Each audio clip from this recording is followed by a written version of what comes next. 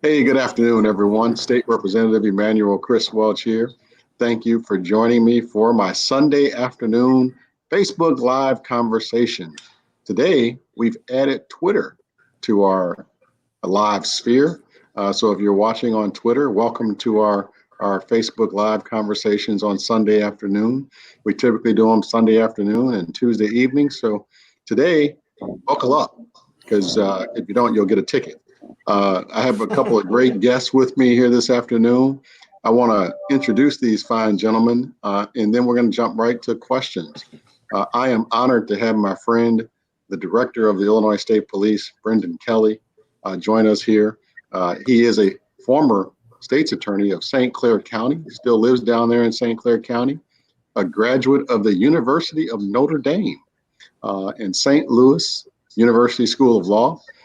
He attended the University of Notre Dame, aided by an ROTC scholarship, and earned a degree in government and international relations, as well as a commission as an officer in the U.S. Navy. I'm really proud of the ROTC thing because when I was the chair of a school board at Proviso Township High School District 209, we were really proud to start an ROTC program. As state's attorney, Director Kelly established the Violent Crime Unit, through which the most heinous cases are pursued through vertical prosecution. He charged numerous public corruption cases.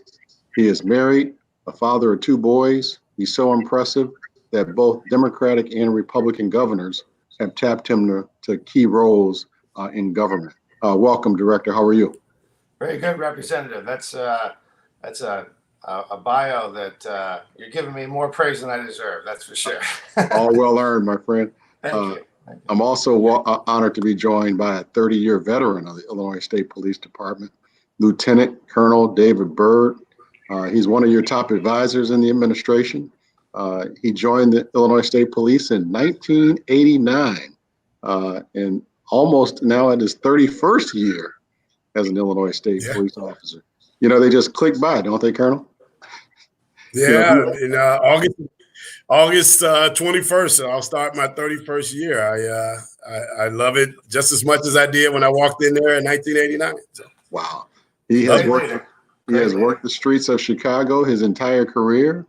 Originally from Englewood area in Chicago, attended Lindblom Technical High School, and went on to attend Grambling State University and is a member of Omega Psi Phi fraternity.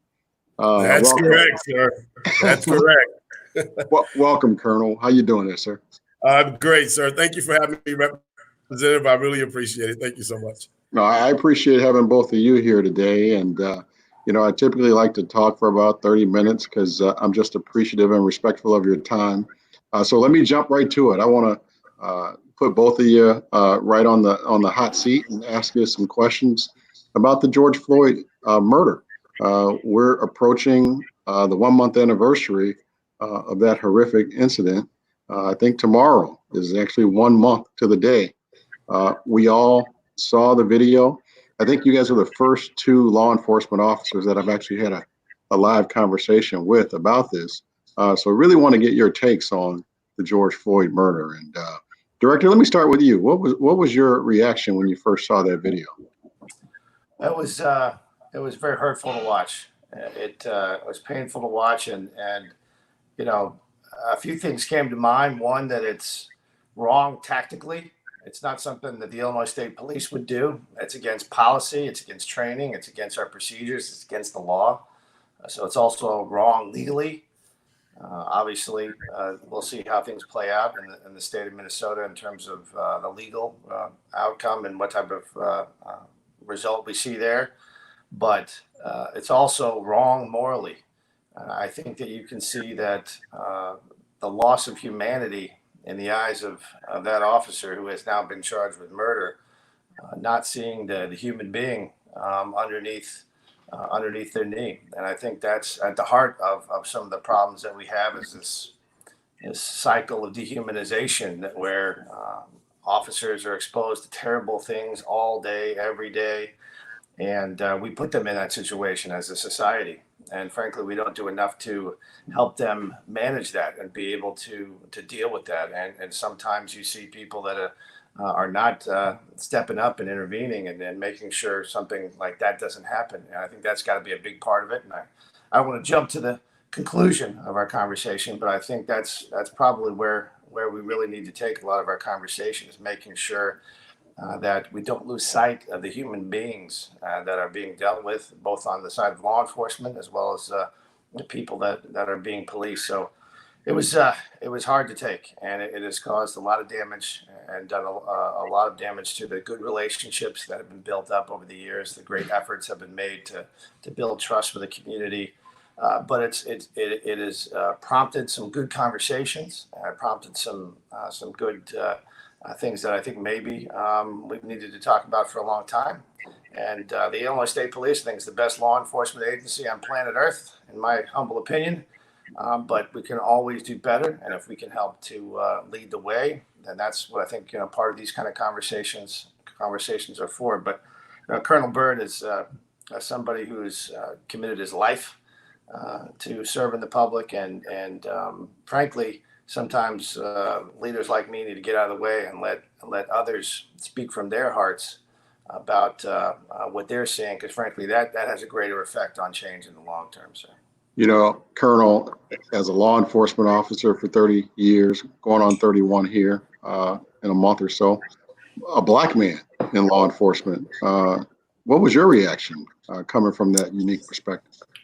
Well, I'll speak first as a Black man. Of course, I'm 53 years old, so I've been in this beautiful skin and body for 53 years, and I was disgusted when I first saw this. It pained me as a Black man to see someone who could have just been me. I have two sons. It could have been either one of my boys, and that was my first impression was, wow, that could have been either one of my nephews, any of my friends.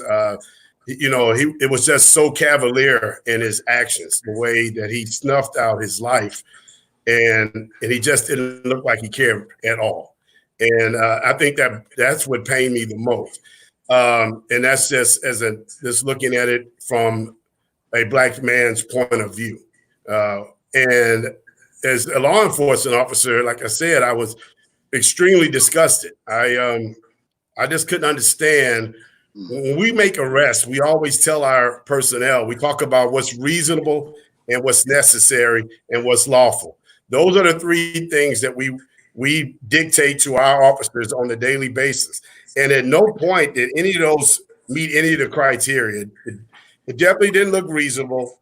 It didn't look necessary at all. And we'll see at the end of the day, when the process completes itself, if it was overall lawful. In my opinion, the subjects, at least the way I was trained when I first came on, and it's the same message I pass on to all our officers. You get the subjects in custody, you get them in handcuffs. At that point, he's not a threat to you any longer. At that point, you should be place him in their squad, or if there's a paddy wagon, or however you decide to transport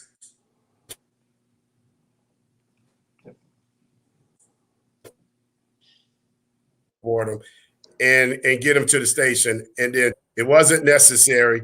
And like I said, it appears not to be lawful, but we'll let the process, of course, play out.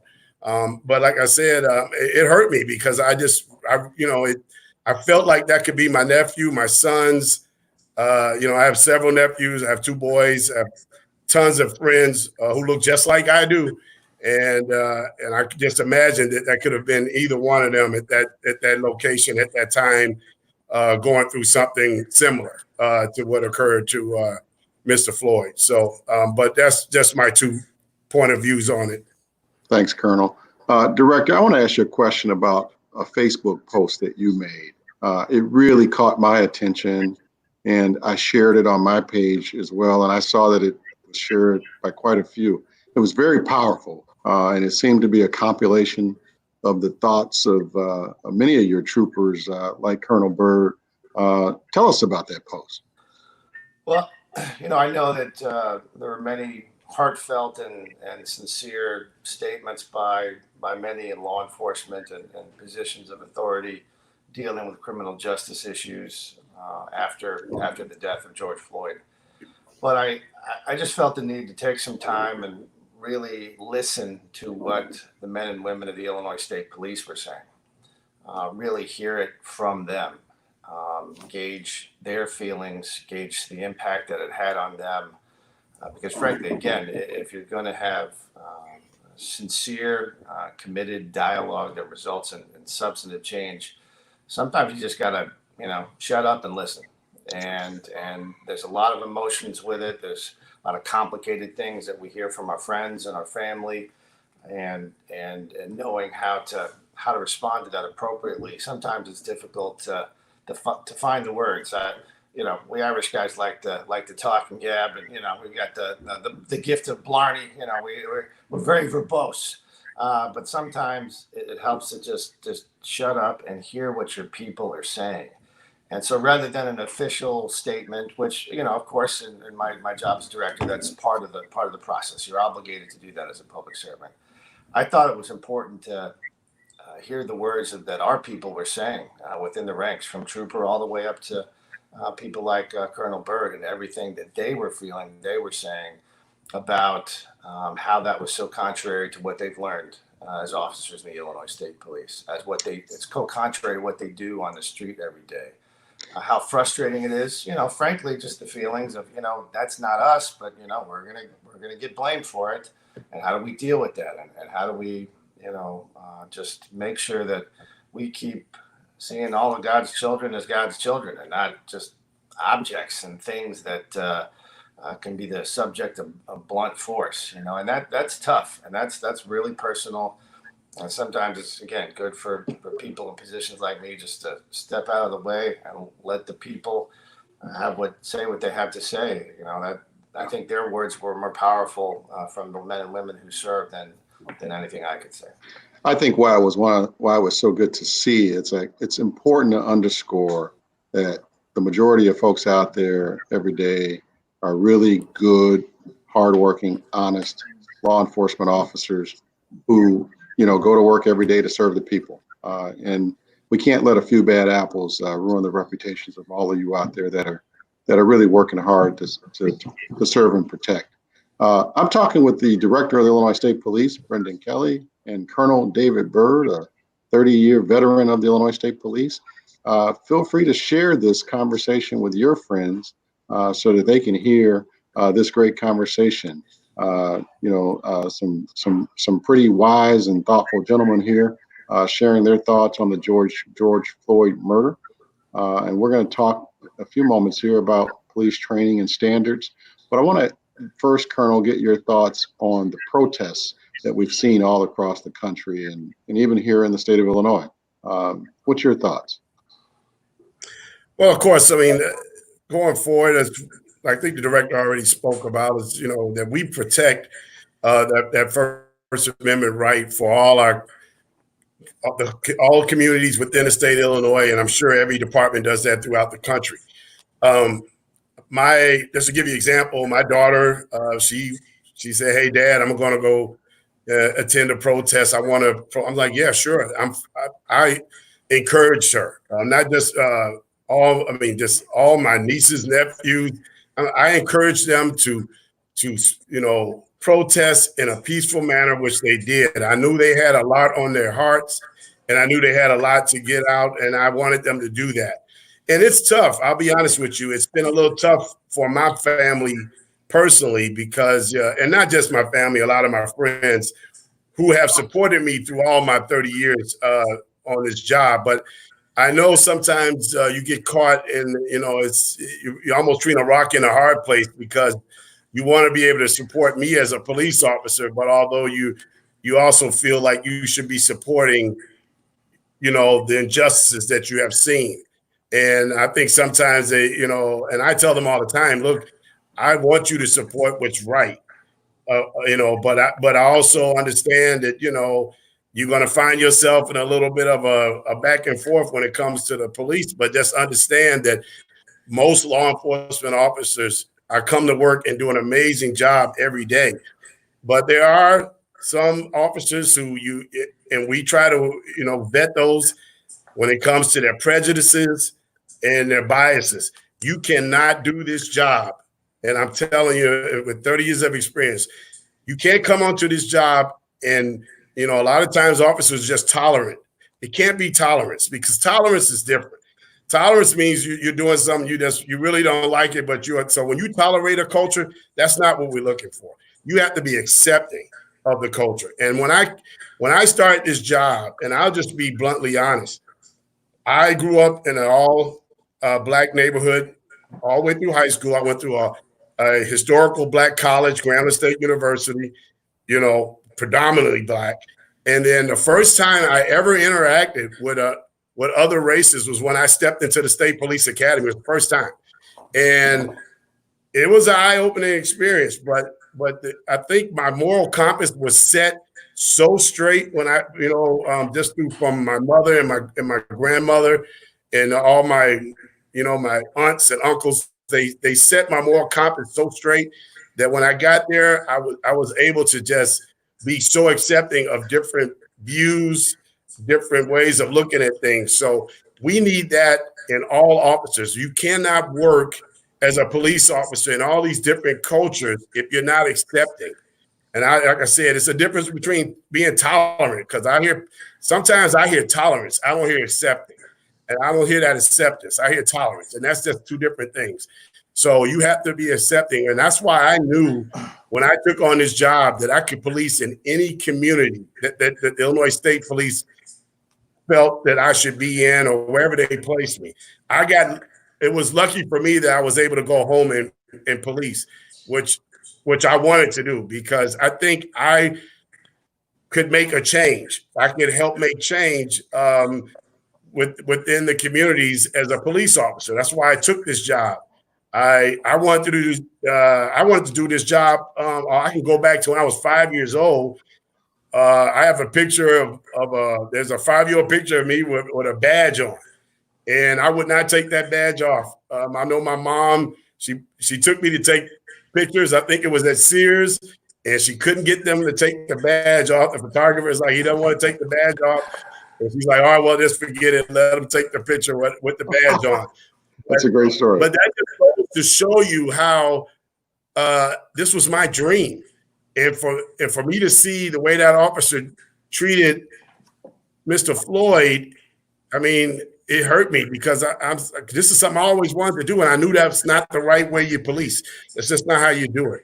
I mean, we're ambassadors of safety. We're here to serve and protect, and it means everybody, every community, every culture.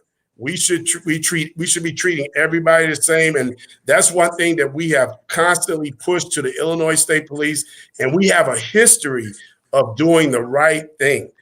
I want to get back to that. I want to get back to that in a moment. I want to ask the director a quick question, clearly based on your pride of being a trooper. Director, you've heard, I'm sure, like most of us have heard, by many of the protesters, calls to defund the police.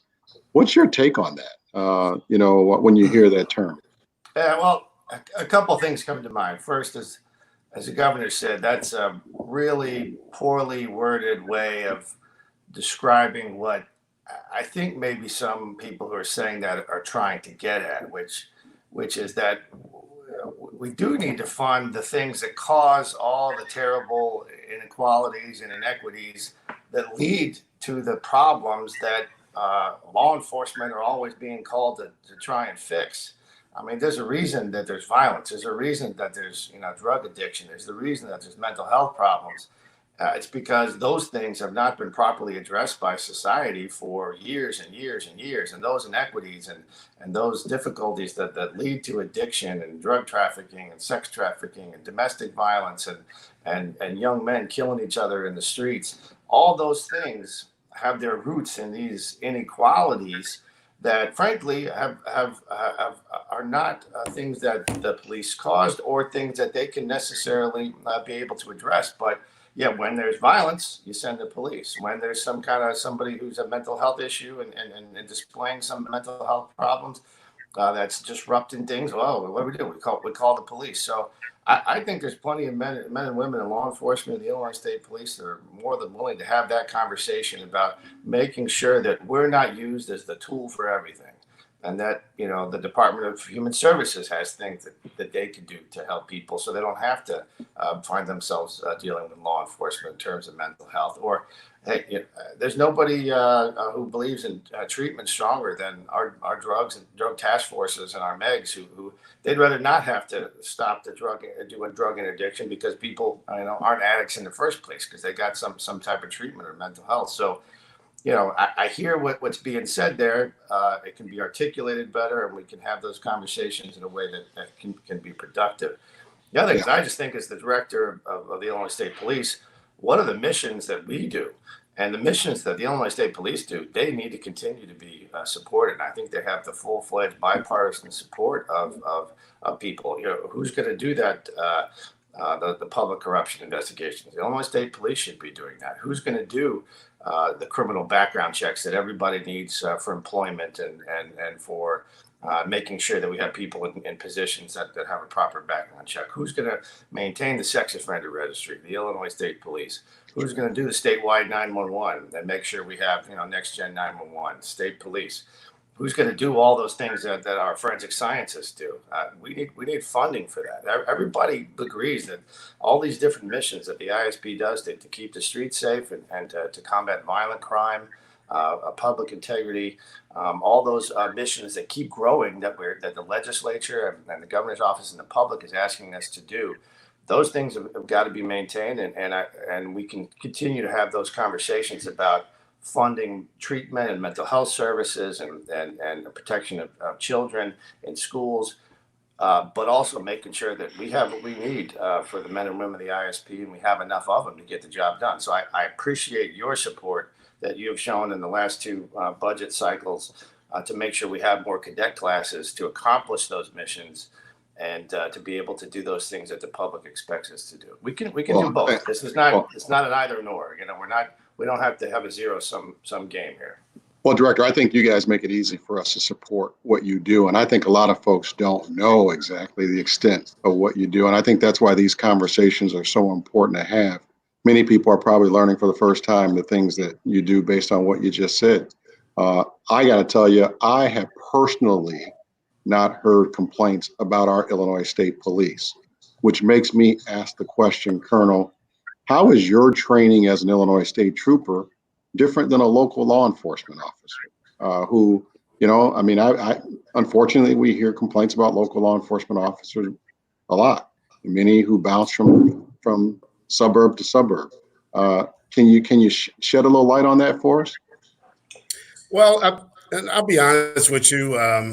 Going through the State Police Academy is an eye-opening experience.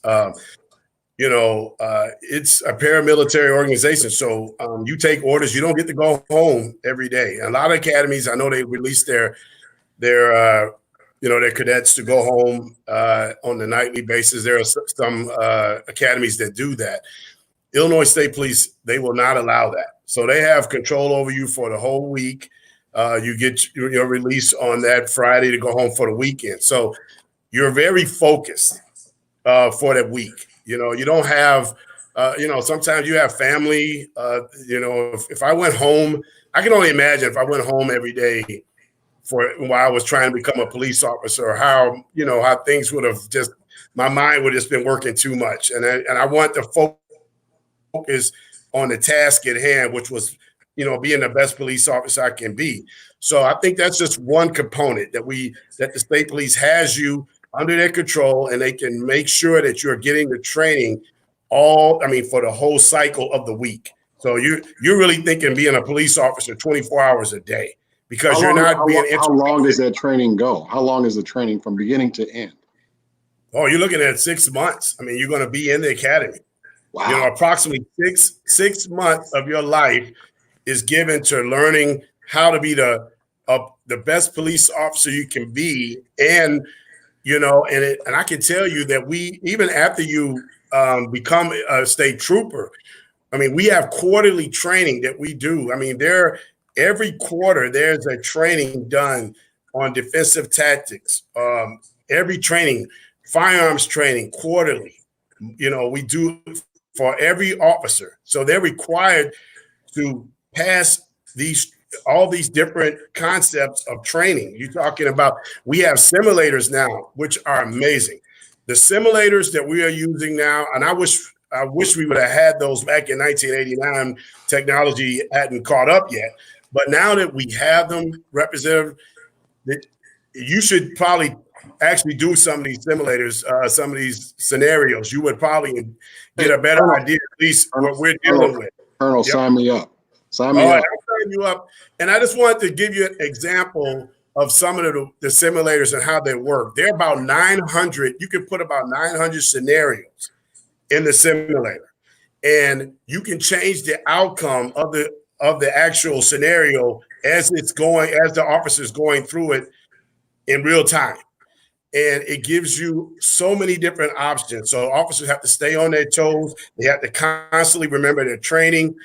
It's just an amazing technology that we have to our, in our hand right now that we can use. And we've been pushing it out to all our officers. So I think at the end of the day, training is the most paramount part of the situation we have in regard to just what happened to George Floyd. Our officers are trained. They know that is not the proper way to take someone into custody. And when you do have someone in custody, which means he is handcuffed, then there's no need to continue any pressure points to his neck, to his back, anything that would even be close or similar to that. So, and it's all about training. And we continue, like I said, it's quarterly for the Illinois State Police. I can't speak for every other law enforcement agency, but we require them to pass. So it's not a one-time, hey, I made it through the academy and I'm good to go for the rest of my career. No, that is not how it works with the Illinois State Police. There's quarterly training and you have to pass it. And if you don't, we'll send you to remedial training. And there's a process if you cannot pass, and it has nothing to do with how much time. I have 30 years on. I have to pass just like somebody who's in the academy right now, a 30-year officer as myself. I had to pass CAT, which is our that's our defensive tactics training. Our firearms training, I have to pass on a quarterly basis, and it has no bearing on the amount of service that I have. So it's continuing, sir. And training is extremely important. It's probably the most important thing we can do for our law enforcement officers as we go into the future, is make sure they have enough training to assess these situations and do the right thing. Hey, Director, I'm seeing that this is a very popular conversation. I hope you guys don't mind me running over a couple minutes because I got a couple more questions for you. Yeah, and what sure. Colonel was really hammering away at what a number of people are agreeing with. Training is everything. I'm hearing that local law enforcement officers only do 12 weeks of training before they're given a badge and a gun, and they don't have continuing training like state troopers do. So my question to you as director and a policymaker of a statewide agency is that something you do because it's mandated by law, or is that something you do as director of an agency and you come in and you mandate those types of things? Look, it's a mix of both. So there are some legal requirements that we have for training in the Illinois State Police Act, but primarily, and as Colonel Byrd mentioned, the training is very intense and it continues. It's not just the academy where it starts. That sets a very strong foundation. But that quarterly training, I make them put me through it so I understand it, so I know every part of it, so I can speak to people like you, so you can understand what it is the men and women of the ISP have to go through and why what they do does make a difference. It's the continuous training. It's also the stuff that's kind of, boring and not as sexy and as exciting as getting out there and doing your firearms training and, getting tased and doing all the control and arrest tactics. It's the policy. It's the written policy. It's the training that's built off of that policy. It's having a continuous process where you review every use of force and make sure it was done correctly. And then you see, even if it was done correctly, what lessons are learned? How could it be done better next time? It's just something about our written policy that we have, our continuum, where we start with conversation, and at the very, very end, the last option is some type of use of force. The written policy is what drives it, having that continuous process of improvement, and then following it through with the toughest disciplinary process that we have in the state of Illinois is under the Illinois State Police. And that's something that both the FOP, as well as the Teamsters that represent some of our sworn officers, and the director's office and command staff, we embrace that. It makes people better. It holds people accountable. It holds not just the individual officer accountable, but the people writing the policy, the people that are supposed to be providing the training. It holds them all accountable to make sure we're continually getting better. And that is the kind of the boring nuts and bolts of integrity, service, and pride. It's getting good stuff down on paper, finding the best policies and procedures. And the Illinois State Police was the first accredited law enforcement agency in this state. Wow. So we go through an accreditation process, and it ain't cheap. So some local departments, they can't afford that. It's very intensive. It does raise the standards. It keeps us on our toes, and it's something we go through every few years. And we just finished that accreditation process again. So that's something, that really a lot of law enforcement agencies could benefit from. It's something where I've seen departments that get into trouble and they wind up having legal issues or difficulties with public trust is the lack of just having those written policies. You can have great people with the purest of hearts and the purest of motives, but if you don't have the training regime and the culture and the policy and the disciplinary process and the constant reinforcement, then it can very easily deteriorate into just kind of doing whatever you want. And those things can, even if it's good people, can lead to some bad outcomes. So that's something the ISP has had a long tradition of, and we can definitely help lead the way. I see that I'm over my time. I want to be respectful. So I want to ask two more questions. I'm going to try to put a bunch of questions into one here. I want to ask both of you this one. We are seeing a debate about police reform play out in Washington, D.C., and unfortunately, it's already becoming a partisan issue.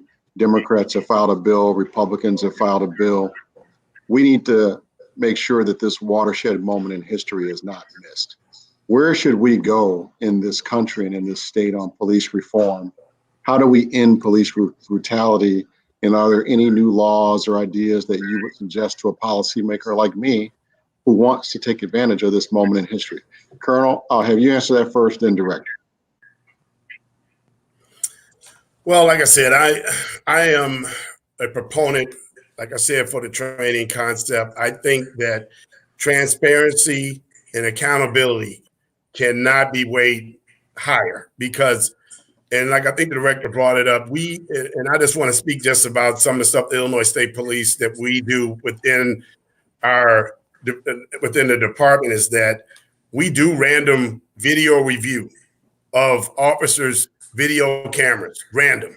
So they never know when it's going to come. That's the overwatch that you have to have in place because that holds everybody accountable because you never know when that supervisor is going to pull your tape and say, hey, let me view what you did last night.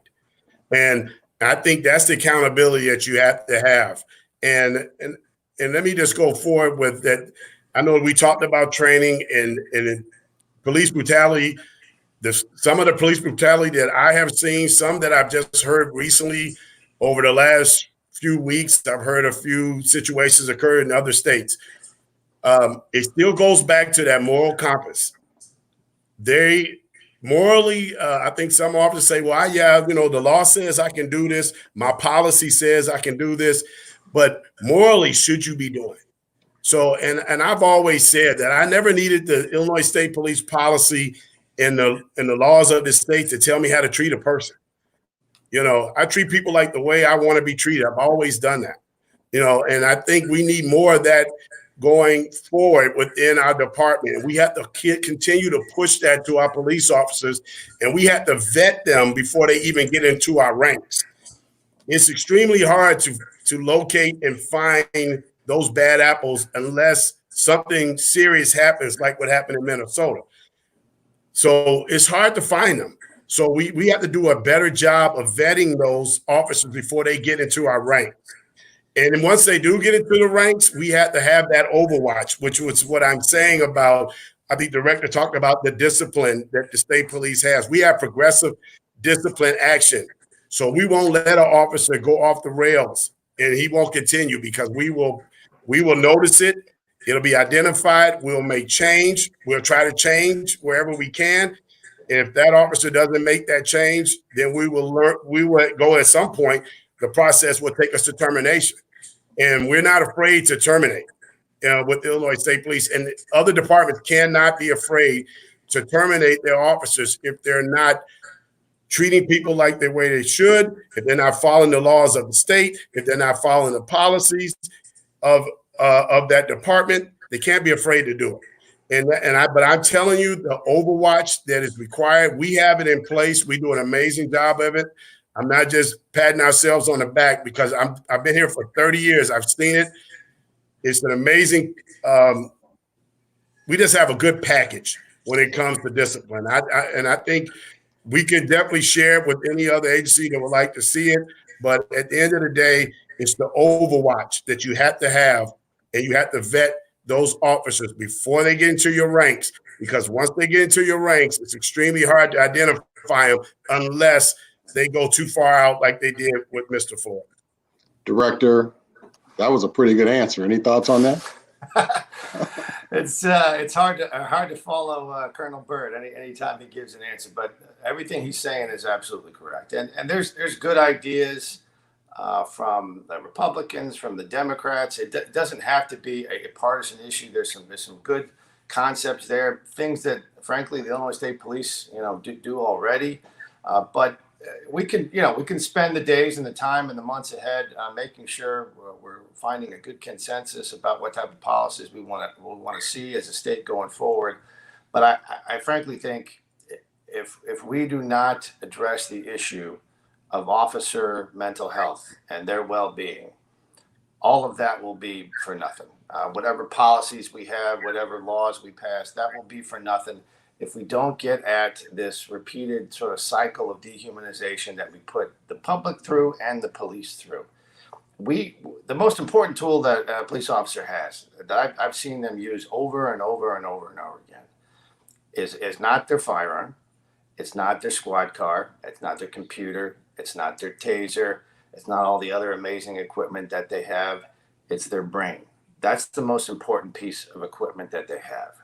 And we've learned a lot in recent years about what trauma does to the brain, whether it's being exposed to violence at home or whether it's getting your head hit too many times playing football, whatever the case may be. Officers go through that same type of trauma over and over and over again. And we put them into that situation where they're exposed to violence, where they're exposed to death, where they're exposed to children that have had terrible crimes committed to them. And we expect them to just kind of go on about their business and let it, brush off their shoulders and not be affected by that. But we know trauma affects thought processes, it affects empathy, it affects judgment. And people, when that's not treated, they don't just get sick, they don't just get suicidal. And there's a very high rate of suicide among law enforcement. They lose their humanity. And they lose sight of the human being that's in front of them. They lose sight of the human being that is next to them, or as what we saw in Minneapolis, they lose sight of the human being that's under their knee. And that is something that we have to get at, that we can get at. We can find a way to heal the trauma. I've seen it especially when we've lost troopers, you can see it coming out of their eyes. You can see the pain that they've been through, and we have to get at that. It's not that they're willing to not go through it. They're willing to go through walls for the rest of us. They're willing to go through hell for us, because that's the oath that they took. But if we don't take care of them, then we're going to see a continuous cycle of damage, and then we're all going to be in big trouble as a people, as an institution, and that's something we got to get at, fundamental to all the things that are important also, but that to me is kind of the linchpin of the whole thing. Director, I'm going to have one last question for you, but I got to ask the Colonel, who has spent his entire career in Chicago. I can't let you go without addressing the violence in Chicago the last 2 weekends. We're approaching the 4th of July weekend. There's been violence on our highways. What's your thoughts on the uptick in violence these last couple of weeks, and how do we address it? Yeah, it's very alarming, of course, and I'll be honest with you. My family's from the South Side of Chicago. We still have my family still lives there. It worries me every day. I drive up and down the Dan Ryan Expressway, and all through the city of Chicago, and constantly, you pray and you hope that it doesn't touch your family, but it has touched my family in the past. Let me tell you, just because you're a law enforcement officer doesn't mean you're immune to having death approach your doorstep, and it happened to me years ago with one of my first cousins. He died in front of a store that we used to go when we were kids to go pick up comic books, and you're talking about 360 degrees all the way back. And then for me to see him lose his life in front of the same exact location where we grew up as kids was it tore me apart. But so I guess what I'm saying is, no one's immune to this, but we're not going to arrest ourselves out of it. This is going to take community outreach. Yes, it's going to take law enforcement. We have to do our part, and we are doing our part. We're trying. We have officers out there on a nightly basis doing saturation details up and down the interstates. And what I mean by saturation is just we just have a lot of officers, high visibility, trying to get out and interdict criminal activity before it actually occurred. So we do a lot of details like that, not just in Chicago, but throughout the state. And it's extremely hard. I can just tell you, I get up in the morning, I read the log from the Illinois State Police, and I get some of Chicago police incidents, and it bothers me because I saw a 4-year-old child who died in Southern Illinois in a fatal crash. 4-year-old. And then we had another fatality up in I-80 in Torrance. And you have shootings going on in the city where people are losing their lives, and it's heart-wrenching. And it goes to what the director said about mental health of these officers.